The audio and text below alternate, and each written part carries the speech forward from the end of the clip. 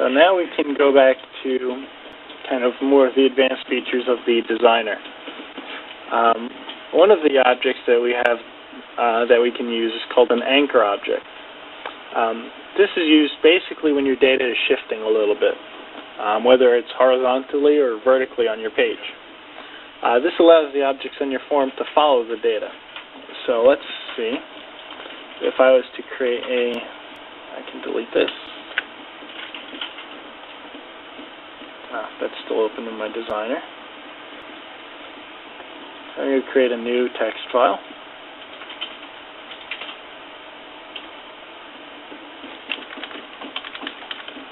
No, that's not what I want. That's okay.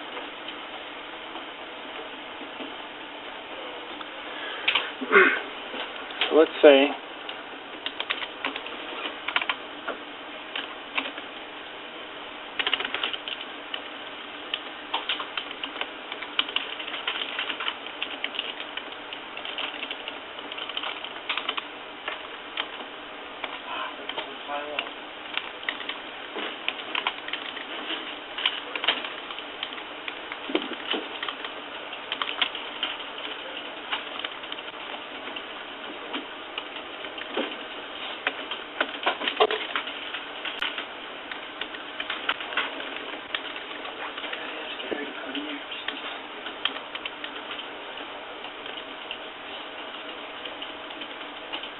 we're going to save this.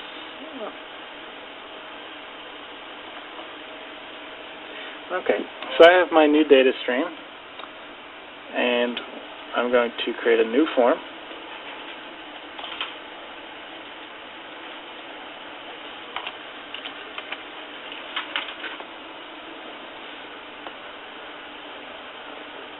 And we can see that the purchase order number is this number here. We have PO. And the number changes for every page. Let's say, for instance, that we wanted to display this number on our designer.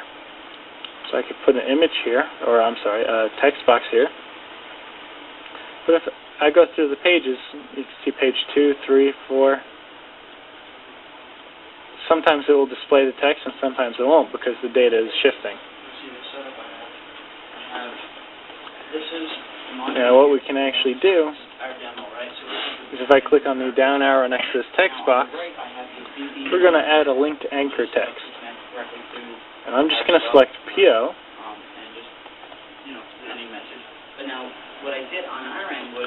And we have here child controls. You can see this is custom to the anchor object. If I click on anchor controls, I'm going to allow this to move in all directions. So I'm going to attach objects. Here you can see link text 1 is the object on my form, and I want this selected. I'm going to say OK. So what this is going to do is this anchor object is going to follow the word here, PO, anywhere it moves, whether it's vertical or horizontal. And since I added link text 1 as the child object, this is going to move along with it. So now if I scroll through this, you can see it's not going to move. However, if I go to my design layer, let's say I just put this here for now.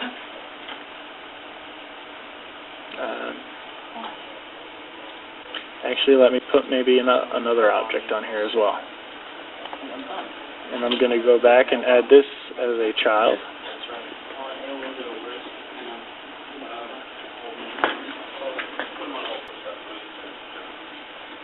John, so you're saying that both type of events you're capturing, they're not firing off correctly? It looks like they're random. It looks like Biscom's not always sending us the event, no matter if we're using the BB6 application. So this is going to be saved to file. Now, what about... I want my attachment to be TIFF and multiple pages. I mean, more technically, what's the problem besides saying I'm going to save this. You got this from their samples, correct? The way you set up your... Yeah. So this is how they told us to set up Now when I navigate to my data directory, I confirmed that I can has delete the this same behavior as your VB6 app that was based off their sample in .NET, and as well say as going one step file further and checking print. different types of events that we're listening for, and it has the same behavior on both. I'm just afraid that if we go back to BizCom and tell them that, you know, your randomly captured events are gonna go, I don't know, what can we do about it? I don't know if we want to go. I mean, the one thing we might want to do is check if Here we can see, if I zoom in a little bit, it's a little bit small. and get FedEx's version and go to them and say, has On my there been image, any changes since you these can see versions number that 001, Faxcom and then the text. throws its events because we're having an and issue where even though the data shifted on my text layer, we can see that if I go to page 2, have you guys 002 is actually within because we're seeing the bottom box. behavior Right. of If I go to, where did the TIFF go? If I go to the TIFF that was created, you can see that the data stays static. This is because it doesn't matter what page it's on. This is because this anchor object will actually, if I select everything, it's going to follow this text called PO. If I move this to page 2,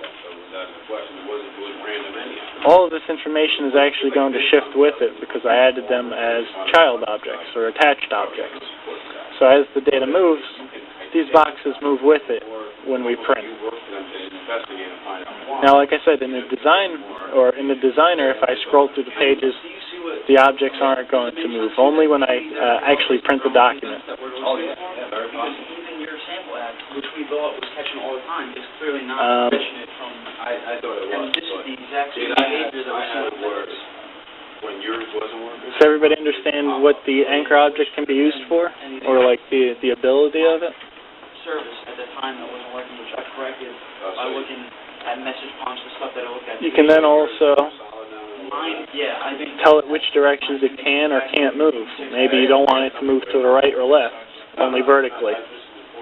I mean, I've been going nuts with it. I look at how to... You can also hide the objects when they're not found.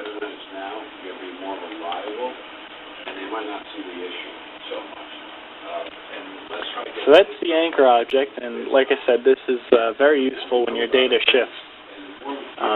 It comes in very handy. I agree, and the one thing we need to keep that message prompt going in the service is what I've done.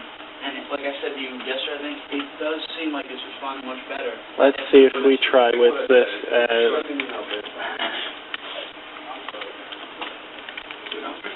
All my problems are from the third parties that I'm interacting with right now. I'm having problems with BizCom, right? I'm pretty sure that their API isn't throwing... Now if I open my text file again... Because Gary's app is doing the same exact shit as mine is, and that's based off their sample. It's not. It's just one of those things where he thought it was, and so it's 100, you know, he convinced himself it was working. I just showed him it's not working. It's doing the same thing mine is, identical. And then the other problem with Satori is I'm pretty sure I'm convinced that their system is off. I'm giving them everything correctly, and they're giving me the wrong process back. How am I supposed to? I don't know. Here we can see I just printed a second document, and again the data stays static. However, on the text layer, we can see not only did the data shift down, but it also shifted over. So you can see that the anchor object is actually pretty powerful in how well it can follow the data and create a static document. You can see here that the data doesn't move at all on the TIFF image that's created. So that's the anchor object.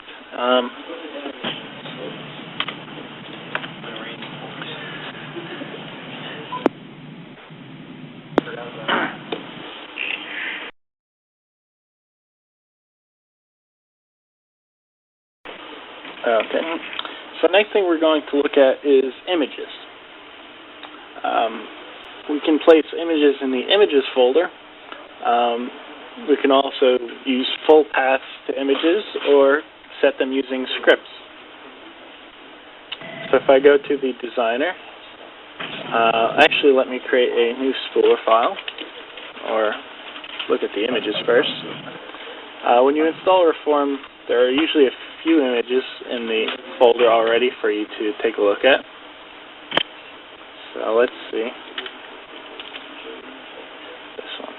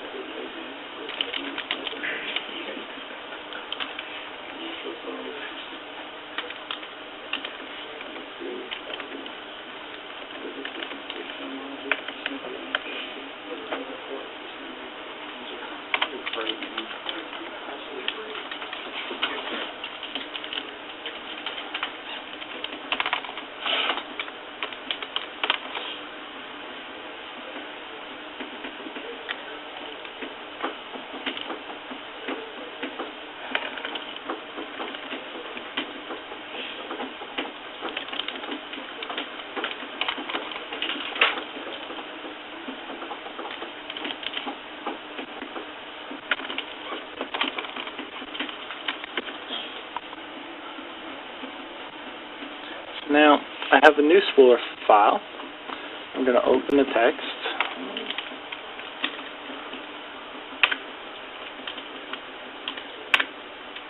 Here you can see I have just a little bit of text.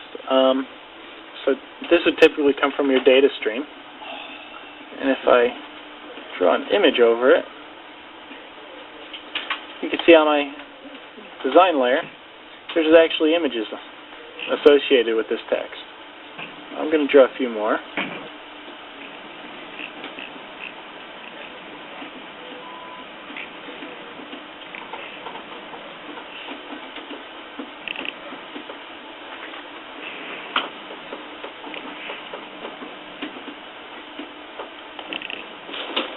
You can see I have several images here.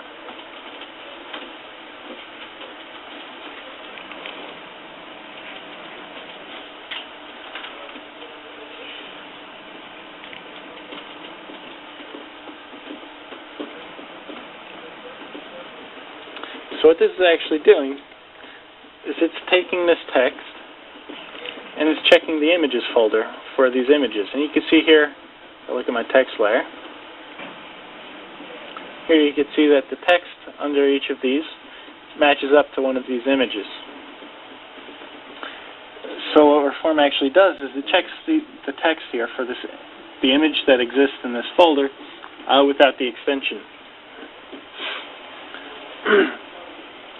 So this can be used if you're printing maybe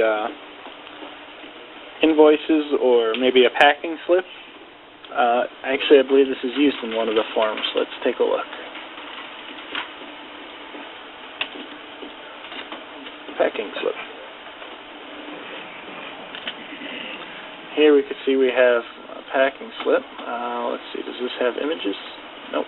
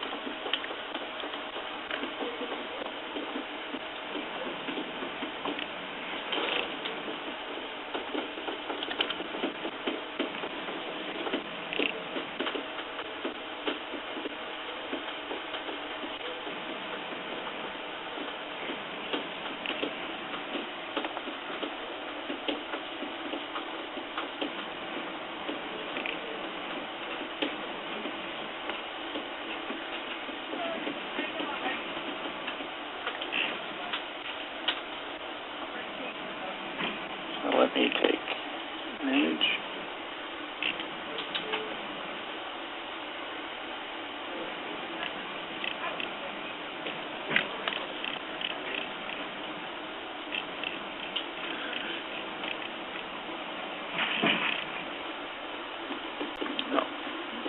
Let me just open the original form I had.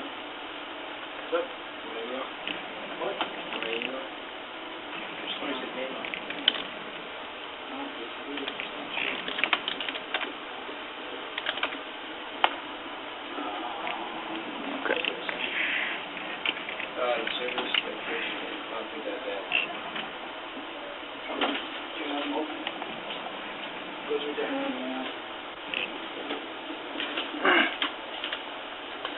So, what we can do with your images, basically if you have an order, you can use the data from your form or from your data stream to load up the correct image. You can also use this for logos. If you have maybe different company logos for maybe an invoice or a purchase order, you can put different logos based on the text within the data stream. Now, the other approach, if the image is not in the images folder, you can actually put the entire path of the image.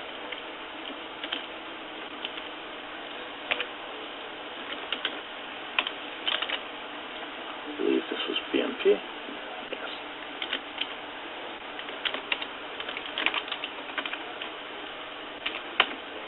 So here you can see I have the full path, and this is almost like doing the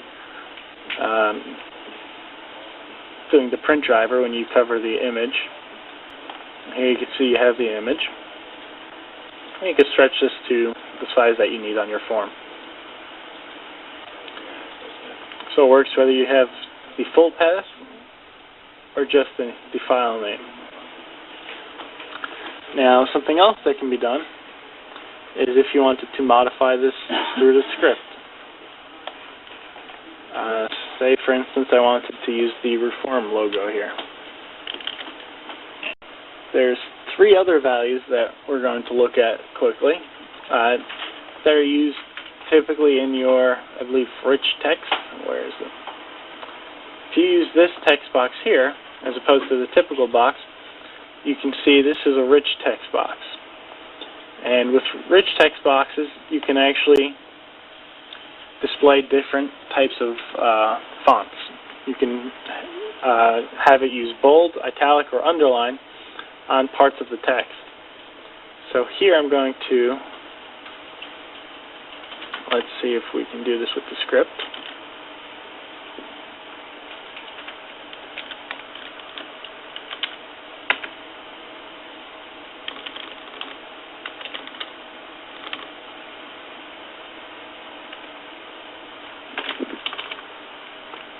Here we can see the properties of this box say that bold is 16, italic is 17, and underline is 18. So let's see if we can try this with the script.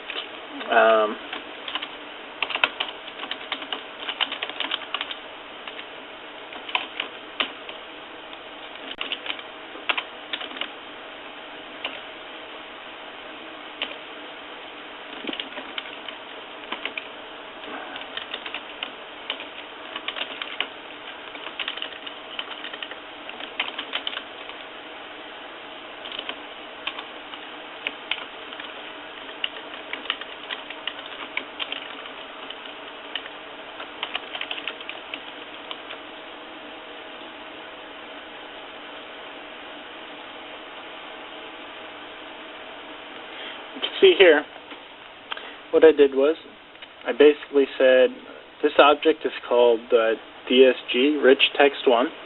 So I'm setting Rich Text 1, I have the underscore in front, so that it knows this is on the form.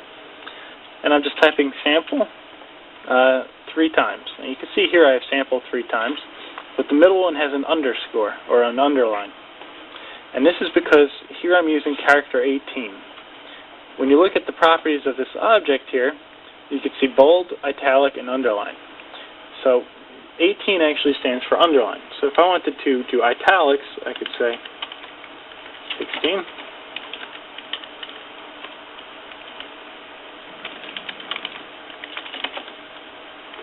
Or if I wanted a bold, or I'm sorry, that was bold. If I wanted italics as well, I could say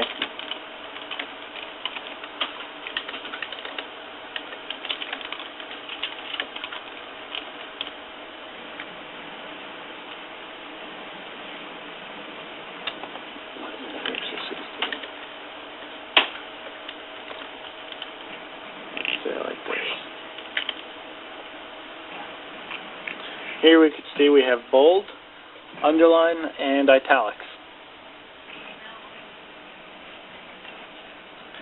And you can modify these values if these are interfering with something. You can change the ASCII values to a different value.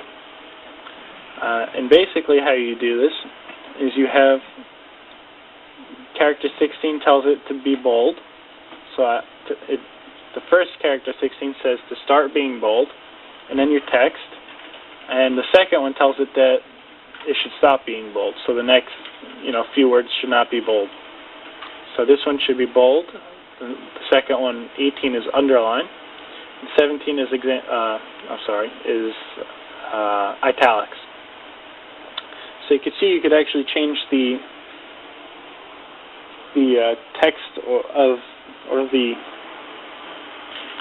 font of your rich text object on the fly using the scripting. You can make certain words bold, italic, or underline. You can also, where is this? Oh, okay, here it is, rich text control characters. It's another place that you can modify these values. It's just under options.